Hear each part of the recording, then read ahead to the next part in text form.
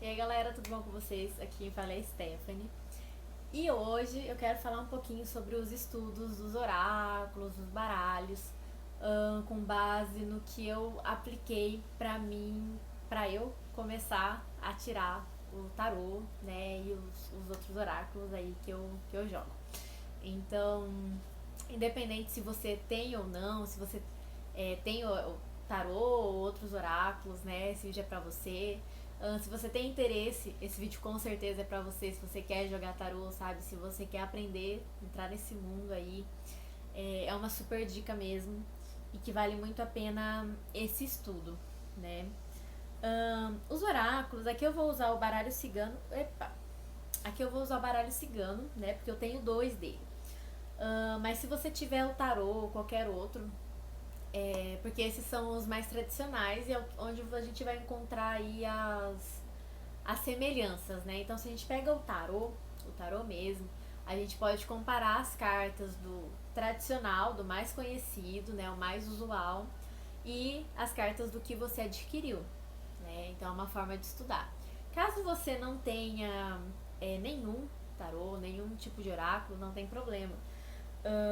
Mas o que eu vou passar aqui é realmente dica para quem vai estudar, né, esse mundo e que vale super a pena.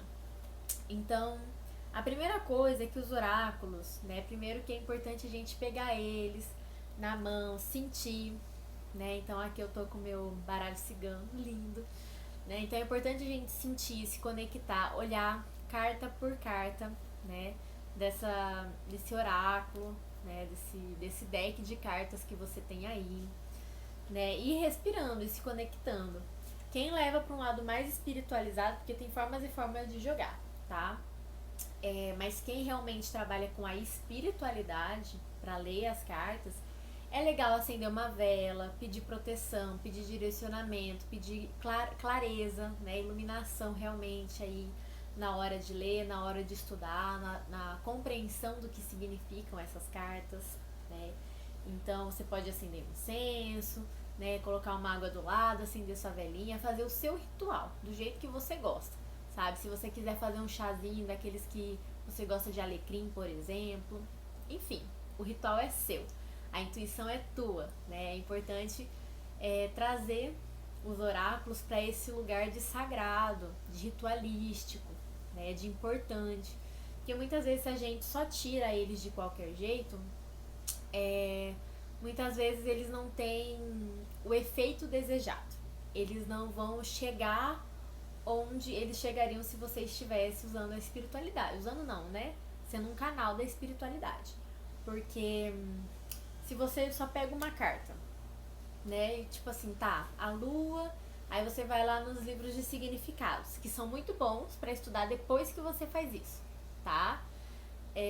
A lua representa a ilusão, a lua fala da noite, aquilo que é obscuro, pode falar do feminino, mas você não se abre para o significado real da carta, o significado real daquilo que você tem que falar para aquelas pessoas, ou para aquela pessoa que está pedindo a leitura para você. Então, muitas vezes a carta é a lua, mas a mensagem é uma mensagem assim completamente diferente de qualquer significado que você já leu. E aí essa abertura ela é importante, por quê? Porque aí você atinge um lugar na pessoa que é o coração. Você fala com verdade, você se torna um canal da verdade. E a verdade, gente, ela é inegável. A gente sente em cada célula do corpo, arrepia, né? Começa a vir emoção. Você sente, a pessoa que tá te ouvindo falar, ela sente que aquilo é para ela. Então, se dê abertura na hora de estudar. Então pega, né? Carta por carta mesmo. Você tira ali, ó, um período para você, um tempo, pega um caderninho, vai lá, carta tal. Senti isso, vi isso, acho que é isso, vai anotando. Fechou, foi, próximo. Os passarinhos. Vi isso, senti aquilo, catacá, acho que é isso, pode significar tal coisa. Vai vindo. E vai vir coisas estranhas, acreditem. Às vezes é coisa que você fala, vai gente, que coisa foi essa? Acontece, e aí que tá um dos segredos. Você entra no mistério do que é canalizar a mensagem, porque o tarô é uma ferramenta. Os oráculos, eles são ferramentas muito importantes, muito úteis, assim, mas que realmente são só para te auxiliar a abrir portais. E por isso que é importante, né, a ritualística, a espiritualidade toda trabalhada nesses oráculos. Então, essa é a primeira dica. Pega a carta por carta e anota o significado que vem, mesmo que seja estranho, esquisito, sabe?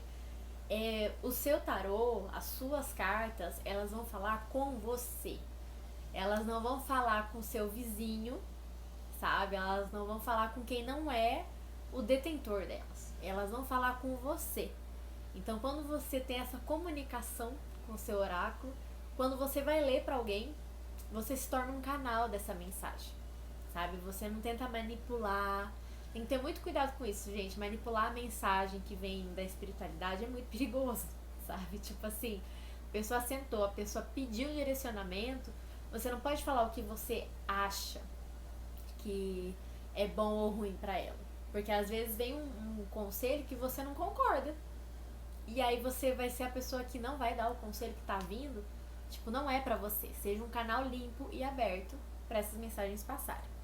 E a outra dica que eu dou pra quem aí tem mais de um oráculo, pra quem acabou ganhando um, ganhando o outro, né? É a comparação. Se você comprou um tarô que ele não é tradicional, por exemplo, tarô de Marsella é o tarô mais tradicional que tem. A maioria conhece, os desenhos são padrões. Tem outros tarôs que assim tem praticamente o mesmo desenho, só muda o tipo de traço do desenho ou pintura, né? Tem outros que tem a base, o fundo do tarô, mas as imagens já são tanto diferentes. Elas podem ter ali conexões de significados parecidos, mas já são diferentes. Então você começa a fazer esse estudo bem fino, né? Do que é o tarô que você comprou e o tarô tradicional. Então você consegue comparar. Aqui, por exemplo, eu tô com o oráculo, as cartas ciganas, o baralho cigano, né? Então, por exemplo, a gente tem aqui dois decks diferentes, duas cartas, né? Que entre si são diferentes, mas que são a mesma carta. As duas são a representação da foice. E se você olhar para uma e olhar para outra, provavelmente você vai sentir que o significado delas é diferente. Por quê? Porque provavelmente é. Só que quando você jogar com esse, vai ter um significado. Quando você jogar com esse, vai ter outro. Muitas vezes os significados vão se interligar. Então você pegar, comparar, né, e ver o que vem nos dois, né? Quando você olha para as duas cartas e você sente, né? Ó, um exemplo. A carta do mais tradicional que eu tenho, que é o meu primeiro oráculo, a foice ela me fala de trabalho. Ela me fala de trabalho árduo, né? De um trabalho, assim, muitas vezes cansativo, mas que traz resultados, porque a colheita tá vindo. Então você vai colher aquilo que você plantou. Isso pra mim é a carta número 10 no oráculo. Claro que na leitura de cada um isso vai ter mudança. Na carta número 10 da outra, ela já me vem uma sensação de poder e de vontade de cortar padrões que estão aí na vida, de podar, de arrancar fora, né, aquilo que não serve mais, sabe? Tirar a erva daninha de casa, né? Então acabar com relações, acabar com algum vínculo de trabalho, enfim, cortar, fazer essa limpeza, né, no terreno para poder subir de nível, que é o número 10, né? A numerologia também é legal dar uma estudada, gente, dá o mínimo, sabe? Tipo, não precisa se aprofundar, se não gostar, mas assim, o mínimo da numerologia é legal você saber, né? Então, pra mim são duas cartas que são muito diferentes, mas elas são como se fosse a mesma carta, né, em cada deck. Também as cores, elas vão falar muito, por isso que é importante você se conectar com o seu deck, né? Se conectar com as cartas que você escolheu. Porque as cores, elas falam muito. Por exemplo, aqui, ó, carta número 24. As duas têm um coração, mas você claramente consegue ver que tem diferença de sensação quando você olha pra uma e quando você olha pra outra. Claramente você sente que pode ter uma diferença de significado, né? Por quê? Porque você olha pra uma, você tem uma sensação. Você olha pra outra, você tem outra sensação. Então, esse tipo de comparação para estudo de tarô, para estudo de oráculo, ela é muito boa. Ela é muito boa. Você pegar, colocar as cartas assim, tudo parelhinha, pegar carta por carta, a dupla, né? A dupla, e olhar, o que isso aqui me traz? O que isso aqui, sabe? E se abrir para as mensagens. E aí você vai anotando, você vai anotando, você vai fazendo como se fosse um caderno de bruxa, que você vai anotando significados e você pode estar indo lá pesquisar, reestudar, né? Muitas vezes a gente faz isso e, entre aspas, esquece, né? Por quê? Porque se a gente se abre para a espiritualidade, nem sempre a gente vai lembrar de tudo, sabe? Você entra num estado alterado de consciência e você não tem como lembrar de tudo que você fala, sabe? Ou de tudo que você anotou. Por quê? Porque você fez o seu ritual, você pediu conexão e ela veio. Então é legal você olhar novamente em outro momento, pegar, né, dar uma folhada assim no teu caderno para estar se conectando aí com essas energias.